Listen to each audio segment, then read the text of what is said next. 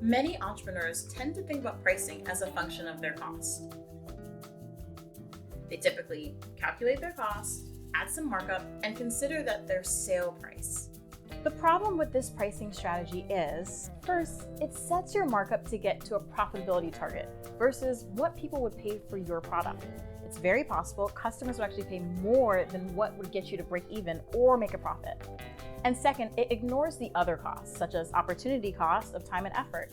This makes your true costs understated, and therefore your profitability is actually lower.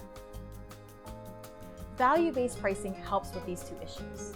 Value-based pricing is a pricing strategy where a company primarily relies on its customers' perceived value of the goods and services being sold, also known as a consumer's willingness to pay, to determine what price it will charge. It also considers the opportunity cost of producing the product and therefore the minimum price you'd sell your product, also known as the seller's willingness to sell. To illustrate this, we use a visual representation for value-based pricing called the value stick. The top of the value stick is the customer's willingness to pay, the highest amount that a customer would pay for your services. The second part of the value stick is the price you charge for your services. And the third part of the value stick is the cost to produce the service. This could be film processing services, transaction fees, etc. The final part of the value stick is the seller's willingness to sell. Again, this is the minimum amount you'd sell your service.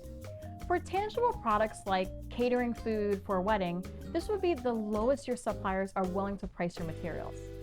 The lowest they price for meat, for example. For services, this is the minimum amount of effort you put into the work that's not captured financially. It's the opportunity cost of what you could be doing with your time to generate revenue or spend time with your family. To appropriately set your pricing strategy, you'll need to first identify each of these components: willingness to pay, cost, and willingness to sell. Then you'll figure out the pricing that gets you to an ideal profit margin. And then if not, find ways to raise willingness to pay or increase the price, or minimize willingness to sell by decreasing the price. We'll learn about more of this in the next chapter.